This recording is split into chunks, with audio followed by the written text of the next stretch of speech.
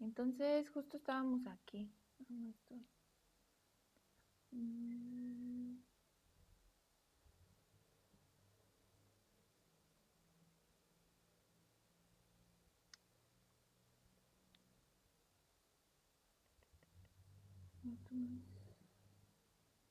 Aquí, valores extremos. Estábamos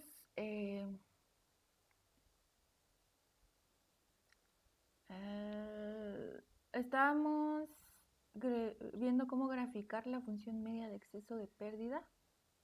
Les dejé por ahí la tareita y pues ocupábamos estas librerías, ¿no? EBD, ISMEP, FIT3 Plus y ya, ¿no? Estas tres. EBD e ISMEP tienen implementada la función media de exceso de pérdida. Podemos graficarla simplemente con un MRL plot. Y pues por aquí también hicimos a mano esa gráfica. Calculamos primero la función media de exceso de pérdida. Antes vimos cómo se veía nuestra variable de pérdida, que es la de una base de datos de una compañía de reaseguro danesa. La base se llama Danishuni. Boxplot, un desc un primer ajuste y pues justo ustedes tenían que calcular en la tareita el like y el big. ¿Qué más? Waypool. Pusimos, más bien ajustamos 5 modelos. El último era el Gumbel y por ahí me decían que tenían problemas con que no podían correr el ajuste. Y seguramente fue porque en la librería Actuar y en la librería ¿cuál otra? Creo que EBD tienen en ambas la distribución Gumbel. Y por ejemplo en la paquetería Actuar, la distribución Gumbel viene parametrizada con los parámetros que nos aparecen aquí, alfa y escala. Y en la paquetería EBD viene como loc, parámetro de localización y de escala. Entonces viene diferente. Por ahí algunos no pudieron correr esta línea justo por eso, porque les pedía el parámetro de localización y de escala. Pero pues eso se arreglaba solo mandando a llamar la librería Actuar y ya pues que tome en cuenta esa parametrización. ¿Qué más? Bueno, también calculamos la función media de exceso de pérdida. Bueno, la calculamos y la graficamos a mano y con un MLR plot. MRL plot o MRL.plot. Que pues estas funciones hacen prácticamente lo mismo. Y aquí nos quedamos, me parece. Ya solo teníamos que checar cuál era el umbral que nosotros elegiríamos. Y por ejemplo, viendo esta gráfica de función de media de exceso de pérdida, ¿ustedes cuál elegirían? ¿Cuál sería su umbral?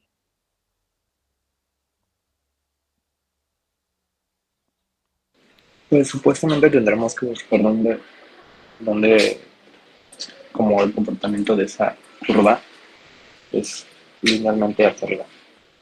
Y ahí solo pues pareciera que en 150 hay un cachito que se da como también positivo.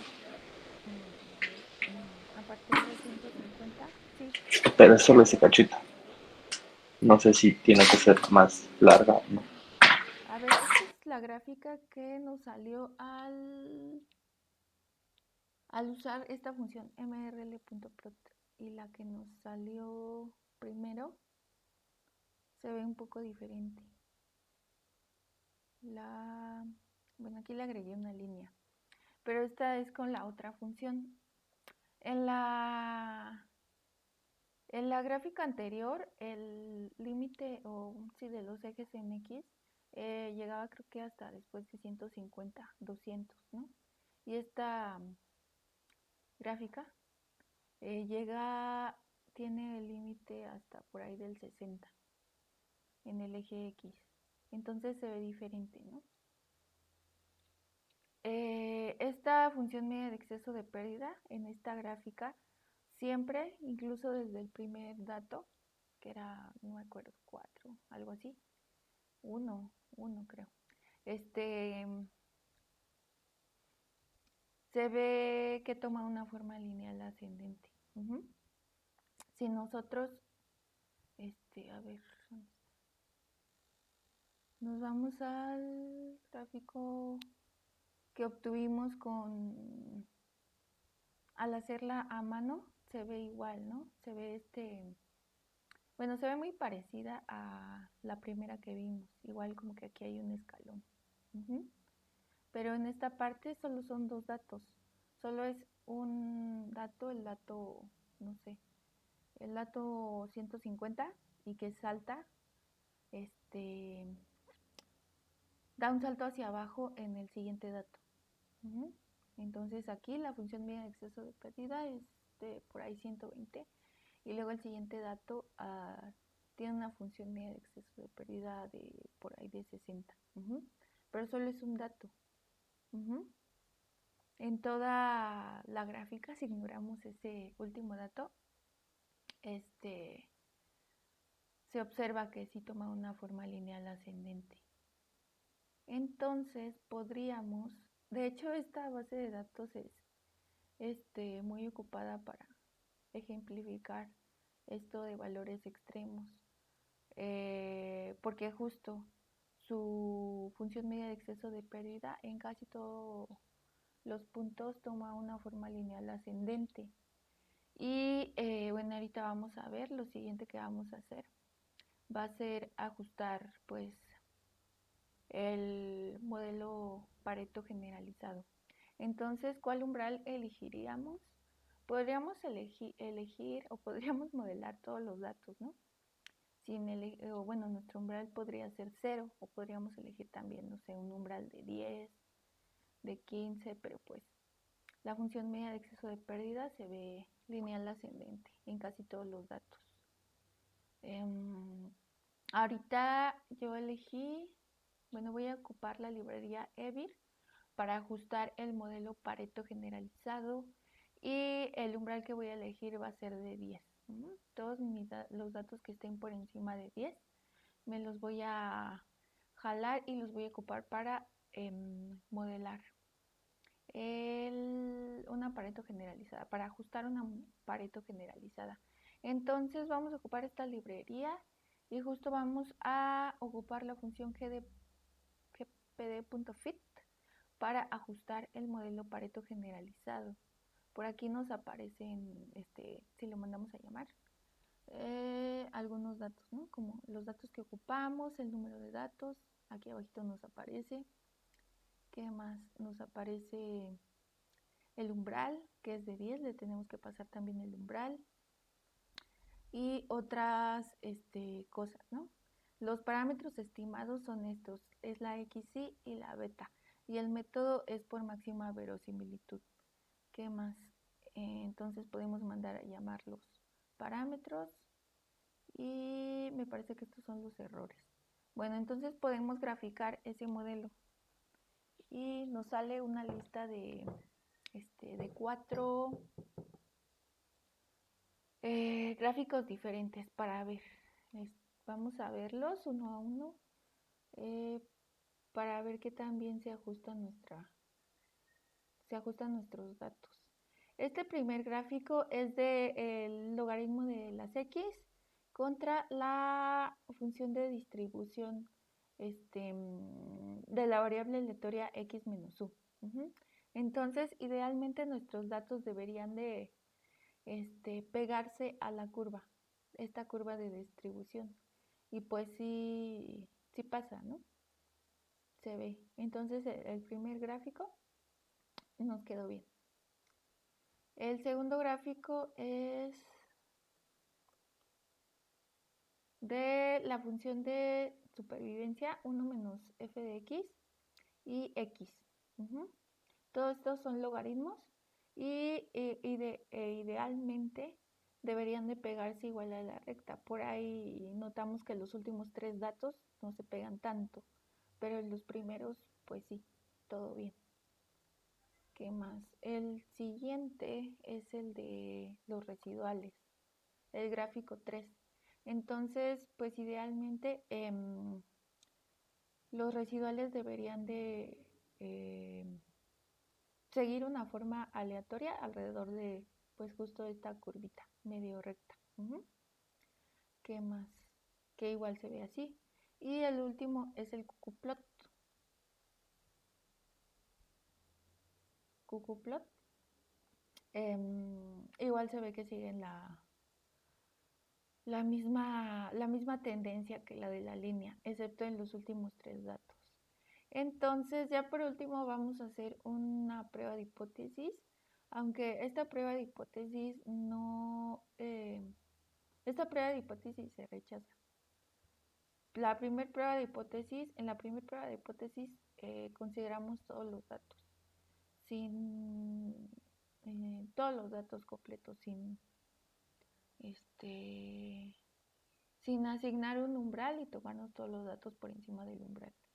Ay, a ver, antes un 0. Ahora sí, la primera prueba de hipótesis, que es Kolmogorov-Smirnov, nos da se rechaza. La segunda prueba de hipótesis, que es de Kolmogorov-Smirnov también, pero ya con los datos por encima del umbral, de igual manera se rechaza. La tercera prueba de hipótesis es la de Anderson-Darling, igual nos tomamos los datos por encima de 10 y de nuevo se rechaza. Podríamos, a ver, no sé. Sí. No, pues con estas pruebas de hipótesis se rechaza. Lo que podríamos hacer sería elegir otro umbral y ver qué pasa, pero seguramente se rechazan estas pruebas por los últimos datos, últimos 3, 6, 7 datos, que no se pegan tanto a las curvas que vimos. Por ahí preguntaron algo. Celia levantó la mano.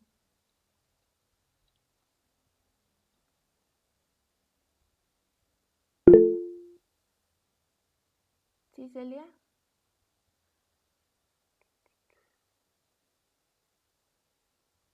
¿Tienes alguna duda?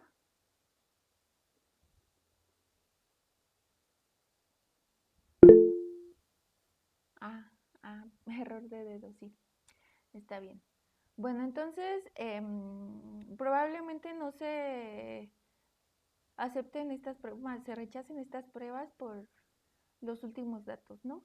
Pero al menos yo sí me tomaría este modelo como, bueno, este ajuste de la Pareto, porque justo desde la función media de exceso de pérdida se veía, ¿no? Que seguía una forma ascendente, que es característica de la función media de exceso de pérdida de una Pareto generalizada. Igual se pegó muy bien a las curvas de distribución que vimos ahorita, al cucuplot. Los residuales se ven aleatorios y pues yo sí elegiría este modelo, no sé. Bueno, o también pues si no quiero modelar valores extremos, pues elegir alguno de los que ya ajustamos aquí y con los criterios Vic y Ike, ¿vale? Bueno, que me parece que el de mejor Ike y Vic, y que incluso se pegaba mucho mejor a los datos, era el Gumbel. Bueno, ahora, ¿qué vamos a hacer? Lo siguiente es, nos vamos a ir a las notas, a la pizarra, y vamos a calcular la función media de exceso de pérdida para dos distribuciones, para la Pareto de tipo 1 y para la la exponencial. Aquí están las notas.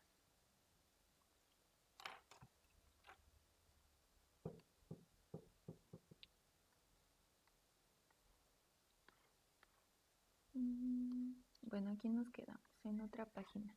Ahora primero vamos a calcular la función media de exceso de pérdida, que ustedes ya saben que aquí en riesgo la vamos a denotar así. Y bueno, al menos en valores extremos, x de u.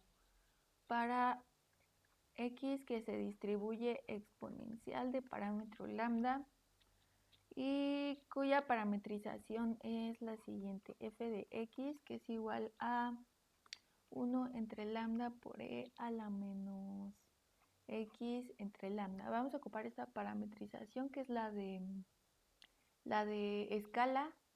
¿Y cómo la calcularíamos? Hay que recordar cuál es la función de supervivencia de esta exponencial. ¿Cuál sería? La de supervivencia.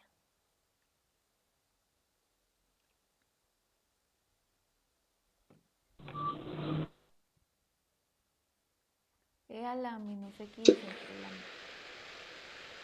Esa es la de supervivencia. La función media de exceso de pérdida se define como la esperanza de x menos u, dado que x es mayor a u. Y la podemos calcular como la integral de 0 a infinito. Ya vimos esta identidad en clases pasadas. Integral de 0 a infinito de la función de supervivencia dividida entre la función de supervivencia evaluada en u. Vamos entonces a sustituir y tenemos la integral de 0 a infinito de e a la menos x entre lambda de x dividida entre e a la menos u entre lambda. ¿Y cuál sería esta integral?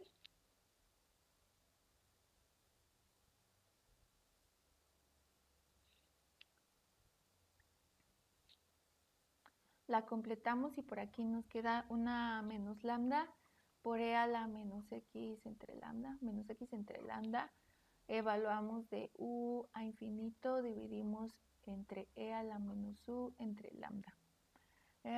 Evaluando, ¿qué nos queda? Nos queda menos el límite, cuando x tiende a infinito, de lambda e a la menos x entre lambda, y esto se va a 0, porque el exponente es negativo.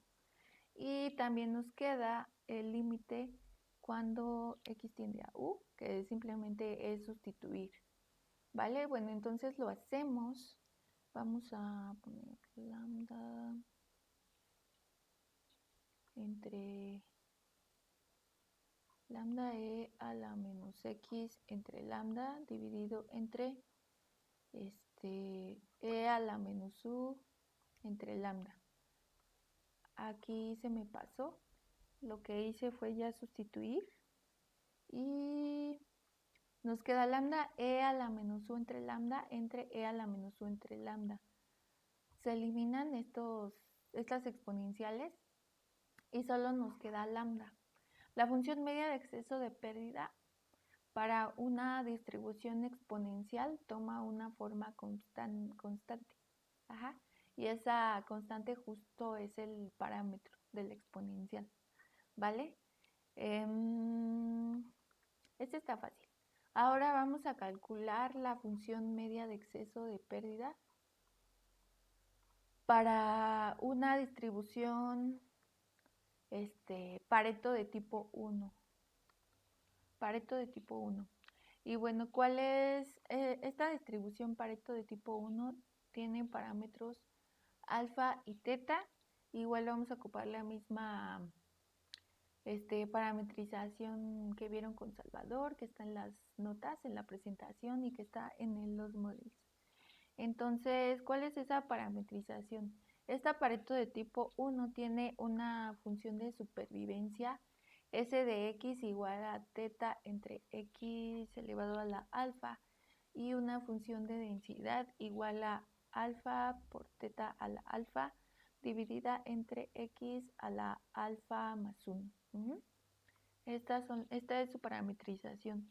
Ahora la función media de exceso de pérdida, que se define como la esperanza de x menos u, dado que x es mayor a u, es igual a, de nuevo, sustituimos con la función media de exceso de pérdida, ya sustituimos directamente y vamos a tener la integral de 0 a infinito de 0 entre x a la alfa, integrando respecto a x dividido entre teta entre u a la alfa, que es la de supervivencia evaluada en u.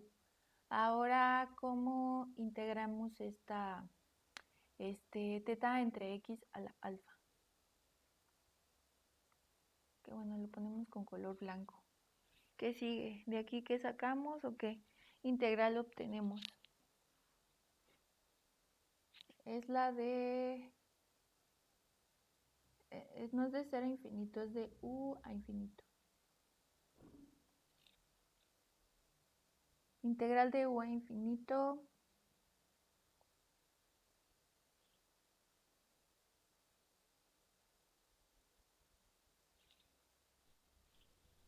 Pues sería teta a la alfa por x a la alfa más 1 sobre alfa más 1, ¿no?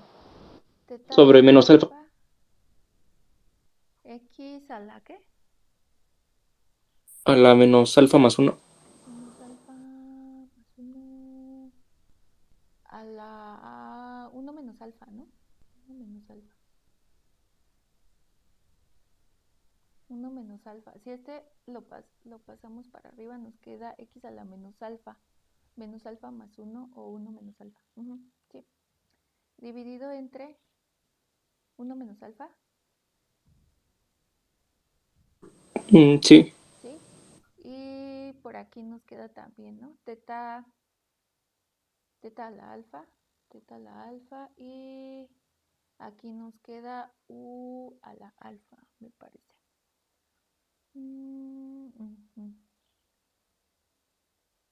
¿Qué más? Evaluado de u a infinito y después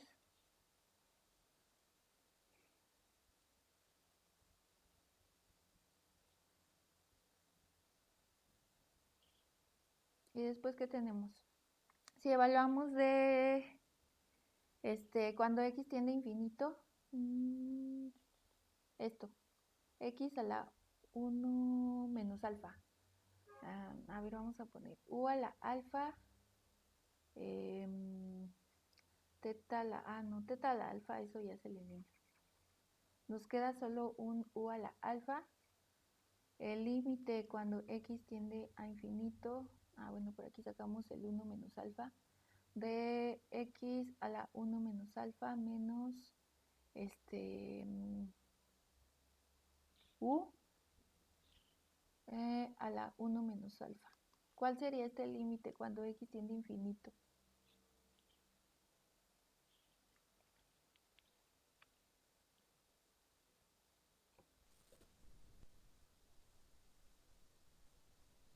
Que depende del valor de alfa, ¿no? Ajá. Para que este límite se vaya a 0, ¿qué tiene que pasar en el 1 menos alfa? Que sea alfa mayor que 1, ¿no? Justo exactamente. 1 menos alfa tiene que ser, ¿qué? Menor que 0. Entonces, justo alfa tiene que ser mayor que 1. Entonces, pues esta función media de exceso de pérdida existe siempre y cuando el parámetro de alfa sea mayor que 1. Y así, pues esta cosa se va a 0. En otro caso, con otro valor de alfa diverge. Y nos queda u a la alfa. Por aquí un menos u a la 1 menos alfa y nos queda 1 entre alfa. Y luego, ¿qué tenemos aquí?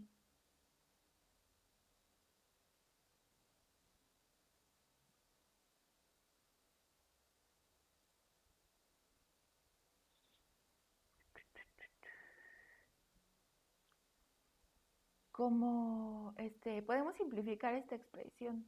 Como 1 menos alfa es menor a 0, le cambiamos el signo y 1 menos alfa pues se hace mayor a 1, ¿no?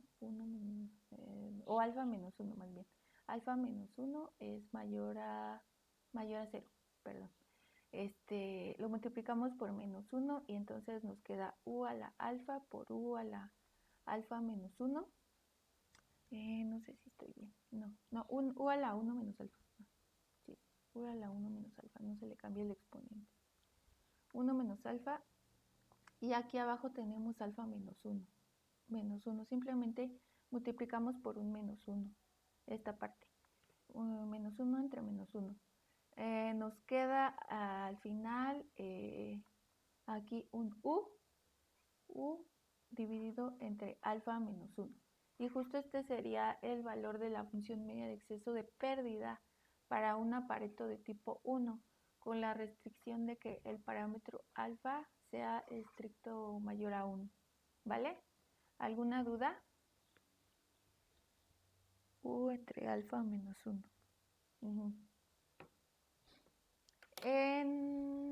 Ahora sí, ahorita nos vamos a ir a R y vamos a checar cómo se ve la función media de exceso de pérdida de una distribución exponencial de parámetro lambda igual a 12, 1 entre 12.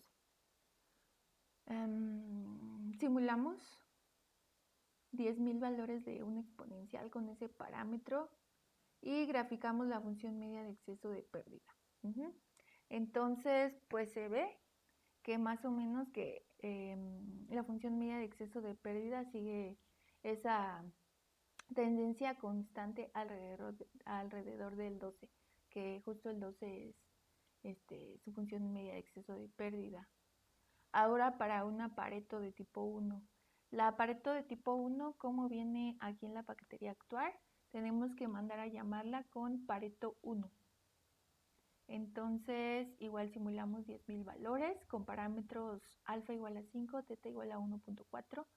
Entonces, ¿cuál sería su función media de exceso de pérdida? Sería u ¿entre qué? Entre alfa menos 1, sería u entre 4. Y justo aquí lo que hice fue graficar encima de la función media de exceso de pérdida la curva x entre 4, que bueno, de hecho es una recta, ¿vale? Y pues sí, con los valores que simulamos se ve que hay más o menos, ¿no? Van siguiendo esa tendencia alrededor de la recta x entre 4. Entonces, ¿alguna duda con este tema? Seguramente ¿cómo se llama? En el cuestionario 1 les pregunté algo sobre cuál es la función media de exceso de pérdida de una Pareto o algún ejercicio sencillo. Acuérdense que parte de la evaluación son los cuestionarios. ¿Cómo adaptamos el histograma con los criterios? ¿Con qué criterios? ¿Y cuál es histograma?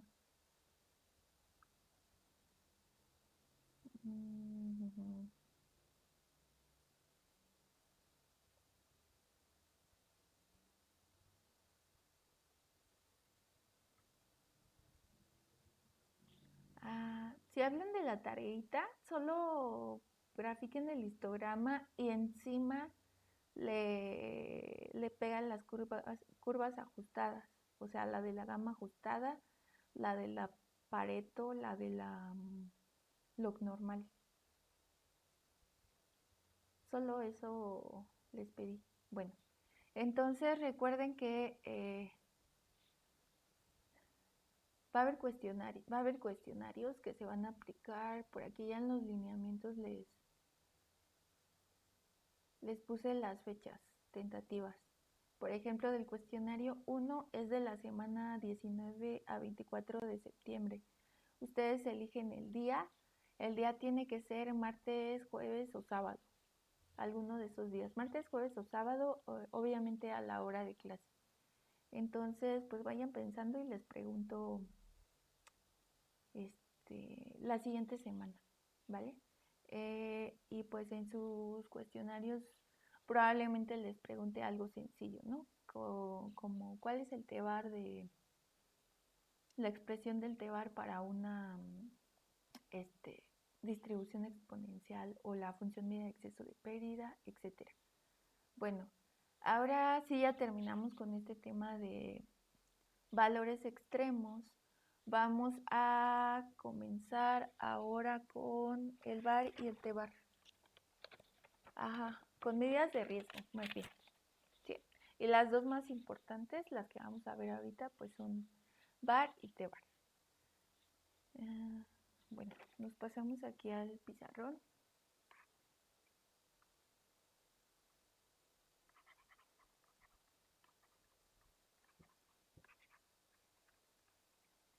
Y bueno, nosotros ya tenemos una manera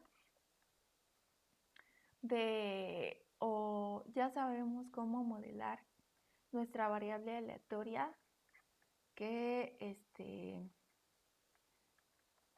representa montos de reclamación, que este tipo de variables aleatorias vamos a decir que es de severidad. Ahora que yo ya tengo el modelo ajustado, ¿qué hago con él? Ajá. Y pues justo, una medida de riesgo es una función de esta variable aleatoria que nos modela la severidad. Y la vamos a denotar con rho de x. Sí, con rho de x. Entonces, una medida de riesgo pues es una función de la variable aleatoria que nos modela la severidad y nos va a ayudar nos va a ayudar a determinar el nivel de exposición que se tiene al riesgo. Entonces, la rho de x podría definirse como la cantidad de dinero que yo necesito tener o la cantidad de activos requeridos para protegerse de las consecuencias adversas.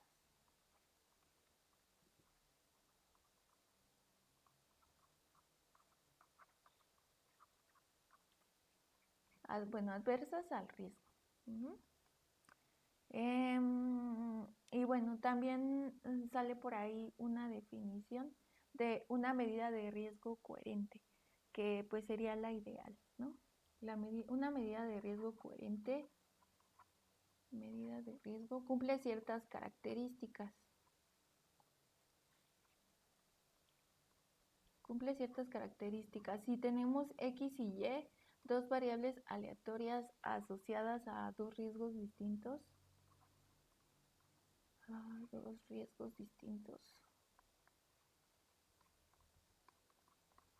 entonces, si una medida de riesgo es coherente, va a cumplir con ciertas características.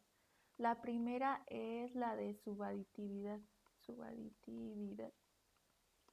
Y bueno, ¿qué quiere decir esta medida de subaditividad?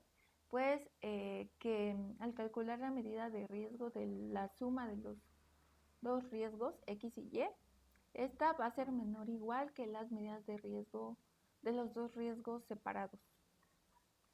Rho de X más rho de Y. La siguiente es la de monotonía, que si tenemos un riesgo menor o igual a otro, entonces se va a cumplir que la medida de riesgo, la rho de X, va a ser menor o igual a Y. La tercera propiedad es la de homogeneidad positiva. Y esta nos dice que si yo multiplico mi riesgo por una constante C mayor a 0, entonces la medida de riesgo evaluada en C por X es igual a la medida de riesgo de X, a la cual se le suma justo esa constante mayor a 0. Y la cuarta propiedad de una medida de riesgo coherente es la invarianza. invarianza a traslaciones. Entonces, esta nos dice que si yo le sumo una constante igual positiva a mi riesgo, le calculo su correspondiente medida de riesgo. Esta va a ser igual a la medida de riesgo de X, a la cual, aquí se me fue. Esta es la constante evaluada por la medida de riesgo. Y esta es la medida de riesgo a la cual se le suma la constante mayor a 0. ¿Vale? Entonces en la 3 se multiplica la constante a la medida de riesgo ρ, y en la 4 se le suma. Entonces, bueno, ya, estas son 4 propiedades que cumple una medida de riesgo coherente, y la primera medida de riesgo que vamos a ver va a ser el VAR. Por aquí. ¿Qué dice en el punto 4? Es invarianza a traslaciones.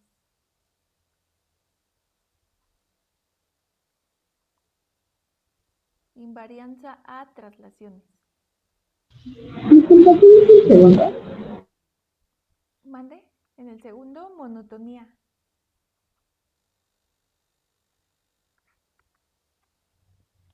Las propiedades son subaditividad, monotonía, homogeneidad positiva, invarianza a traslaciones.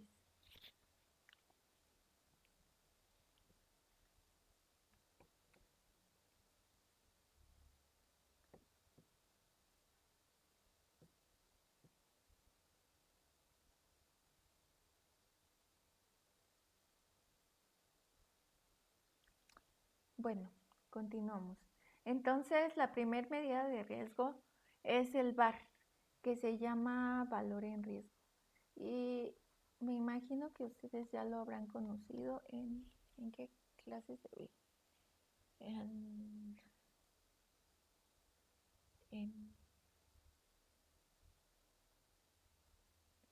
No recuerdo en qué clase, pero en alguna clase ustedes lo habrán visto, el valor en riesgo.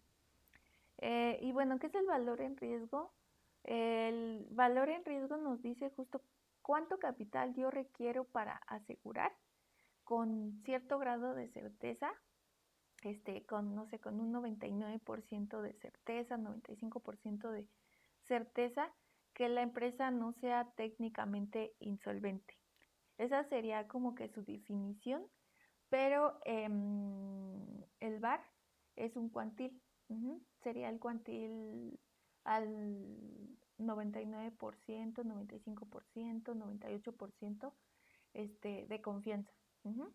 ¿Y qué cuantil va a ser? Pues va a ser justo el cuantil de nuestra variable aleatoria que modela la severidad. Entonces les escribo primero. Es el capital requerido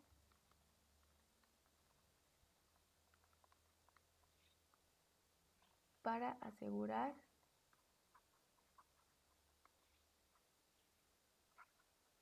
con un alto grado de certeza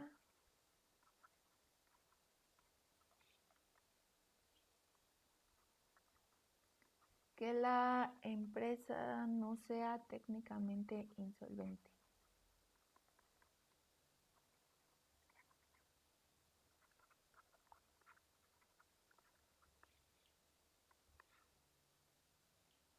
Entonces, pues sí, generalmente se elige un nivel de confianza, un nivel de certeza alto, del 99%, del 95%, del 99.5%, etcétera. Como habíamos dicho, es un cuantil. Si nosotros ya tenemos el modelo de nuestros datos, entonces justo el VAR va a ser el cuantil, que sería el cuantil pi, lo vamos a denotar por una pi, subíndice p, donde p es pues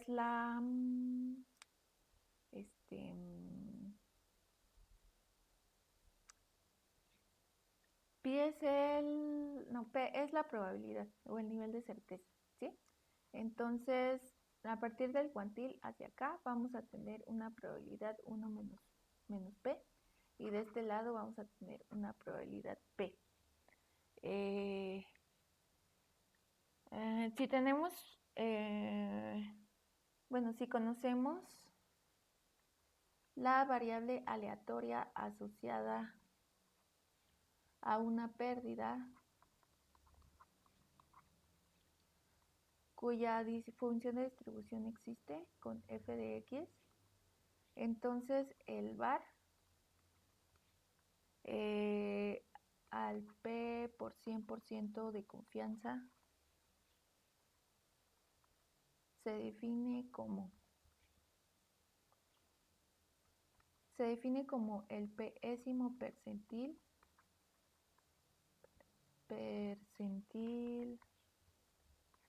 de x tal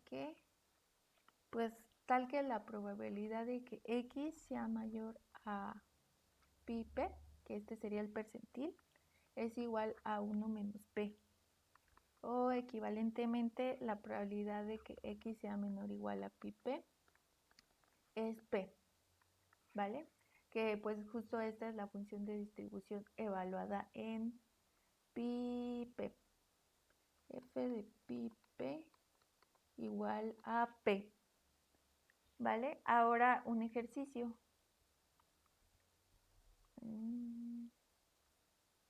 Nos pasamos a otra página.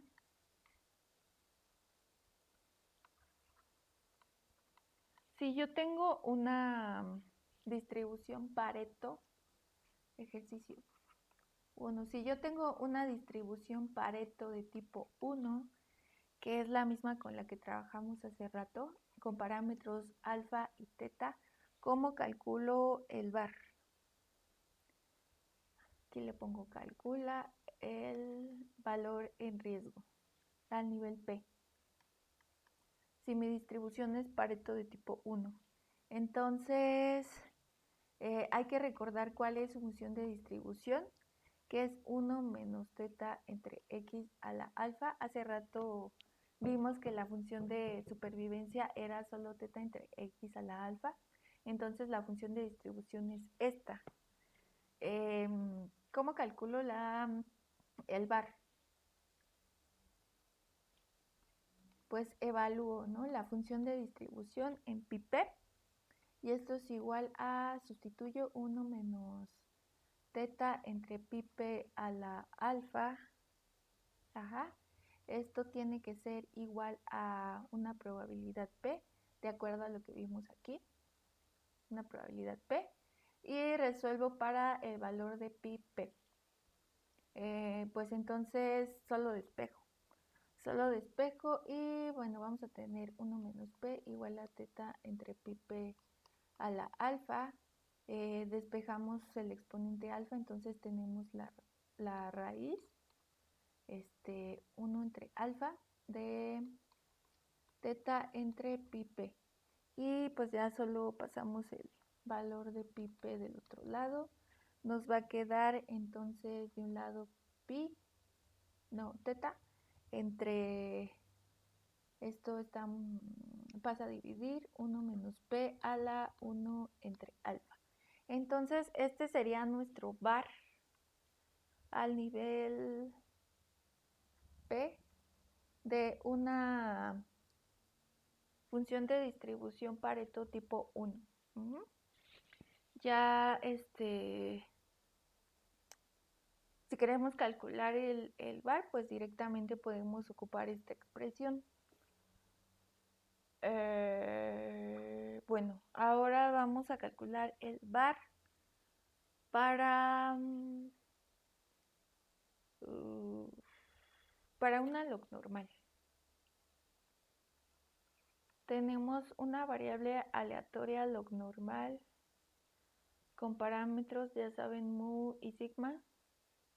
¿Y cuál es su función de distribución? La función de distribución de una log normal es la función de distribución de una normal estándar evaluada en el logaritmo de x menos mu dividido entre sigma. Entonces, pues lo mismo, igualamos la función de distribución a la función de distribución, que sería f, la evaluamos en pi_p y esto es igual a la función de distribución de una normal estándar evaluada en el logaritmo de pi_p menos mu dividido entre sigma. Y luego, ¿qué hacemos? De aquí, ¿qué hacemos?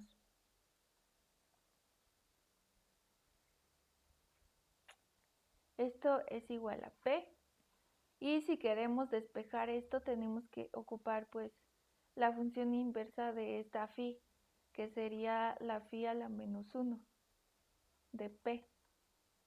Phi a la menos 1 de p, entonces de aquí quitamos la función, solo nos queda logaritmo de pi_p menos mu entre sigma y aquí nos queda phi a la menos 1 de p. Phi a la menos 1 de p es igual al logaritmo de pi_p menos mu entre sigma. Ahora sí,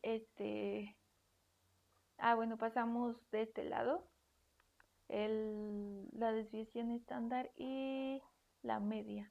Entonces nos queda phi a la menos 1 de p multiplicada por sigma, le sumamos mu, que es la media, igual al logaritmo de pi_p. Y luego, ¿qué hacemos? Pues quitamos el logaritmo con la función exponencial. Al final nos queda pi_p igual a la exponencial de phi a la menos 1 de p multiplicado por sigma más mu, ¿vale? Entonces, este es ¿cómo se llama? Este es el var de una log normal. Aquí le ponemos. Es el valor en riesgo al nivel p de una log normal. Ahora, y bueno, ya por último, ¿qué horas son? Sí, ya por último, vamos a calcular el var de una exponencial. Exponencial de parámetro teta. Tenemos que la función de distribución, vamos a ocupar la misma parametrización de hace rato. F de pi_p es igual a 1 menos c a la menos pi_p entre teta. Teta lo vamos a ocupar como parámetro de escala y esto es igual a p. Ya por último, bueno, lo siguiente que hacemos es, bueno, pasamos de un lado la p y del otro lado la exponencial y nos queda 1 menos p, que es igual a e a la menos pi_p entre teta. Ahora aplicamos logaritmo para quitar esta exponencial y nos queda el logaritmo de 1 menos p igual a menos pi_p dividido entre teta. Ahora despejamos el valor de pi y nos queda pi_p igual a menos teta por el logaritmo de 1 menos p. ¿Qué más? Y pues justo este sería el valor del var. Menos teta por el logaritmo de pi_p. Var a un nivel p para una función de para una distribución exponencial. ¿Alguna duda con esto? Disculpen, en la segunda, esa función, la de phi, ¿esa cómo se define? O es que, bueno, ¿no tiene alguna forma esa función o a qué se refiere? Se refiere a el cuantil. Acuérdate que este p es una probabilidad. Entonces, y esta es la función de distribución acumulada, ¿no? Entonces, phi a la menos 1 de p sería, si yo tengo mi curva normal, por aquí está la p, sería, no, esta no está la p, no es la p, es la función que me acumula un nivel p. La función inversa sería justo el cuantil. El cuantil. Ah, o sea que se refiere a una función de distribución, la estándar, la normal estándar, ¿no? Es esa, si Ajá, no me equivoco. sí, Sí se denota así, esta ¿no? es la La de distribución distribución. de una normal estándar, la phi. Y la phi menos 1 Ah, pues es ok. justo la función cuantil, que nos da el cuantil que nos acumula Nos da esa. como el valor de la variable aleatoria, ¿no? Ajá, Al sacar la inversa. Ah, ya. sí, Ok. exactamente. Sí, vale. Gracias. Bueno, la siguiente medida de riesgo que vamos a ver es la de el t-bar. Igual vamos a calcular el t-bar para algunas distribuciones, seguramente va a ser para estas tres. Y en su tarea les pedimos calcular igual el bar y el t-bar para ciertas distribuciones con ciertos parámetros. Entonces, pues por aquí ya lo tienen. Igual creo que con Salvador ven algunos valores de bar y de t-bar. ¿Vale? Entonces, pues nos vemos el jueves. Suban su tareita. Tienen igual hasta el jueves para subirla. Y dudas de su tarea. Recuerden que la entregan en una semana. Vayan entonces resolviéndola.